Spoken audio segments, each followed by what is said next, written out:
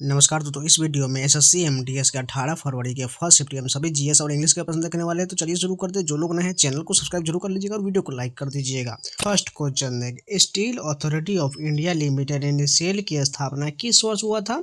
इसकी स्थापना 1973 में किया गया था। बात करें, सेल भारत की सबसे बड़ी सरकारी स्वामित्व वाली इस्पात उत्पादक कंपनी में से एक है।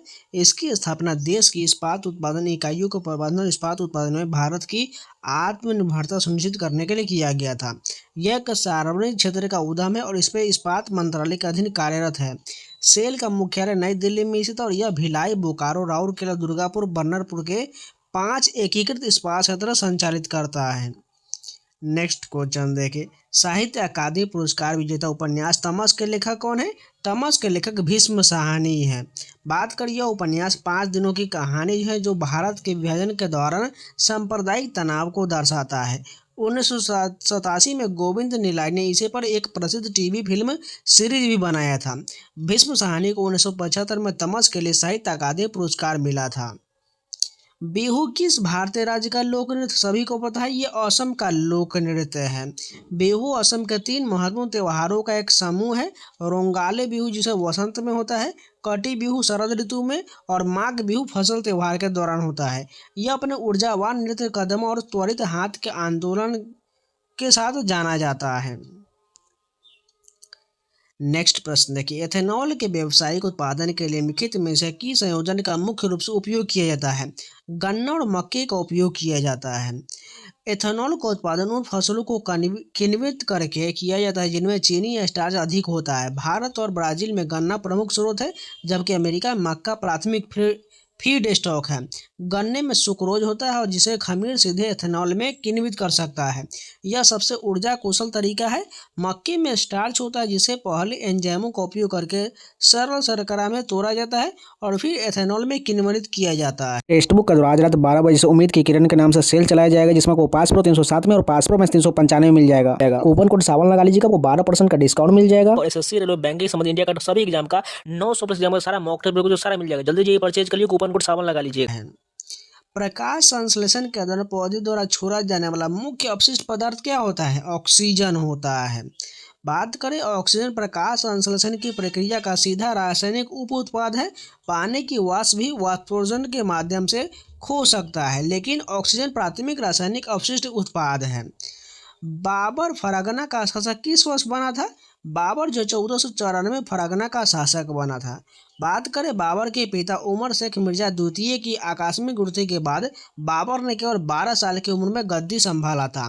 हालांकि उसे अपने रिश्तेदारों और उज़्बेकियों को प्रतिद्वंदियों से कड़ी चुनौती का सामना करना पड़ा और अंततः उसे अपने पैतृक राज्य फरगना छोड़ना पड़ा। 1526 में बाबर ने पानीपत की पहली लड़ाई जीता, जिसमें उसने इब्राहिम लोदी को हराया और भारत में मुगल साम्राज्य की नींव रखा था। GSAT-8 किस प्रकार का उपग्रह है? GSAT एक संचार उपग्रह है। बात करें, GSAT को इसरो द्वारा C band, extended C band और कू बैंड में दूरसंचार, टेलीविजन और वीसैट सेवाओं के लिए सेवा की निरंतरता प्रदान करने के लॉन्च किया गया था। यह मौसम या मैपिंग के लिए डिजाइन नहीं किया गया है। इसे 6 अक्टूबर 2016 को फ्रांस के गोना से अरीने 5 2231 वाहन द्वारा लॉन्च किया गया था। इसमें 48 ट्रांसपोर्टर लगे हैं और यह भू-स्थिर कक्षा में है। अटल पेंशन योजना आधिकारिक तौर पर किस तारीख को शुरू किया गया था? अटल पेंशन योजना 9 मई 2015 को शुरू किया गया था। बात करें, इस योजना की शुरुआत प्रधानमंत्री नरेंद्र मोदी द्वारा कोलकाता में किया गया था। यह योजना मुख्य रूप से असंगठित क्षेत्र के श्रमिकों के लिए है और 1 जून 2015 से प्रभावी हुआ। इसका लक्ष्य असंगठित क्षेत्र के लिए आयु सुरक्षा प्रदान करना है, जिसमें प्रति माह 1000 रुपये से लेकर 5000 रुपये तक की पेंशन मिलता है। पारंपरिक कंबाला भैंस दौड़ मुख्य रूप से कहाँ आयोजित किया जाता है? कंबाला भैंस दौड़ मुख्य रूप से कर्नाटक में आयोजित किया जाता है। यह दौड़ कर्नाटक के तटीय क्षेत्र, विशेष रूप से दक्षिण कन्नड़ और उडुपी जिले में आयोजित किया जाता है। यह नवंबर से मार्च तक फसल कटाई के बाद मौसम में होता है और दौड़ 2 समानांतर कीचड़ भरे पटरियों पर होते हैं। यह भगवान कद्री मंजूनाथ की अच्छी फसल के लिए समर्पित है। 2007 में यूनेस्को के memory of the world register में किस वेद को शामिल किया गया था? बात करें, इसमें ऋग्वेद को यूनेस्को के memory of the world register में शामिल किया गया था। विशिष्ट प्रविष्ट में पुणे के भंडारकर ओरिएंटल रिसर्च इंस्टीट्यूट में संरक्षित ऋग्वेद की 30 पांडुलिपि शामिल है।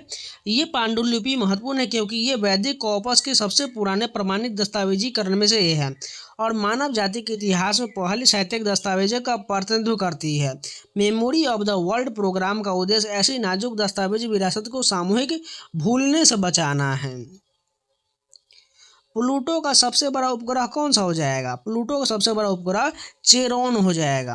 प्लूटो के कुल 5 चंद्रमा है, चेरोन सबसे बड़ा है और अन्य 4 छोटे चंद्रमा की बात करें तो हाइड्रा, निक्स, केरबेरोस और सिटिक्स हो जाएगा।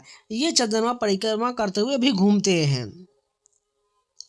दूसरे सिख गुरु बनने से पहले गुरु अंगद देव जी का मूल नाम क्या था? उनका मूल नाम भाई लहना था।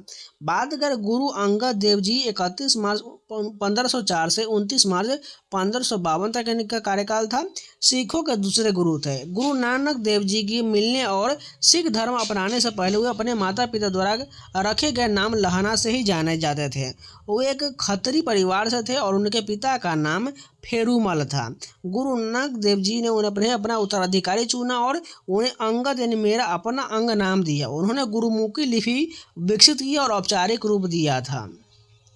भारत में आर्थिक सुधार जैसे कि उदारीकरण, निजीकरण और वैश्वीकरण की इस पंचवर्षीय योजना के दौरान शुरू हुआ था। ये 8वीं पंचवर्षीय योजना के दौरान शुरू हुआ था।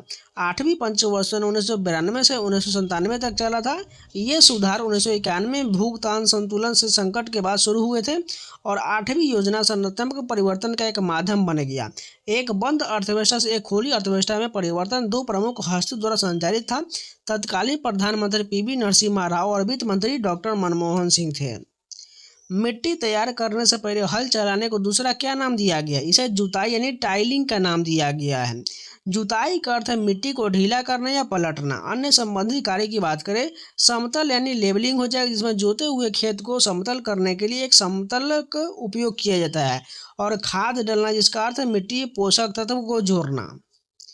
गैलिन नामक ओम्बो जैसा वाद्य यंत्र मुख्य रूप से भारत के किस क्षेत्र में बौद्ध अनुष्ठान में उपयोग किया जाता है? यह मुख्य रूप से लद्दाख और सिक्किम जैसे क्षेत्र में उपयोग किया जाता है। विकल्प में लद्दाख दिया गया था। यह यंत्र अक्सर चंदन और शीशम की लकड़ी से बना होता है, जिसमें तांबे या पीतल की घंटी लगा होता है। इसका उपयोग तिब्बती बौद्ध मठों में पूजा और प्रार्थना के दौरान किया जाता है। इसे बजाने के लिए सर्कुलर ब्रीदिंग तकनीक का उपयोग किया जाता है ताकि आवाज़ लगातार बनी रहे। यदि किसी देश की सकल घरेलू उत्पाद यानी जीडीपी में वृद्धि होता है तो इसका अर्थव्यवस्था पर क्या प्रभाव पड़ता है? देश का उत्पादन और आय बढ़ जाता है। बात करें जीडीपी कुल उत्पादन के बराबर होता है। जब जीडीपी बढ़ता है तो उत्पादन, आय और खपत भी बढ़ जाता है। राजकोषीय घाटा सीधे जीडीपी वृद्धि से जुड़ा नहीं है, लेकिन बेहतर जीडीपी आमतौर पर सरकार की कर आय बढ़ाता है, जिससे घाटा कम करने में मदद मिल सकता है। 19वीं शताब्दी की शुरुआत में भारतीय औद्योगिक नीति किन चुनौतियों का सामना कर रहा था? यह मुद्रास्फीति, महंगाई की समस्या और औद्योगिक विकास के लिए कम बजट दोनों का सामना कर रहा था। ब्रिटिशों ने विऔद्योगिकरण की नीति का पालन किया, जहां भारतीय हस्तशिल्प को ब्रिटिश मशीन निर्मित वस्तुओं के लिए जगह बनाने के लिए नष्ट कर दिया गया। इससे स्थानीय उद्योग के लिए निवेश की कमी हुआ। नेक्स्ट क्वेश्चन देखें, चंडीगढ़ शहर का मास्टर प्लान तैयार करने वाले वास्तुकार ली कार्बुजियर मूल रूप से किस देश के निवासी थे? वह स्विट्जरलैंड के निवासी थे। बात करें ली कार्बुजियर का जन्म 6 अक्टूबर 1887 को स्विट्जरलैंड के ला चाउक्स डी फोंस में हुआ था। उन्होंने 1930 में फ्रांस की नागरिकता प्राप्त किया, इसलिए विकल्प में फ्रांस भी दिया जा सकता है। उन्हें आधुनिक वास्तुकला के अग्रदूत में से एक माना जाता है।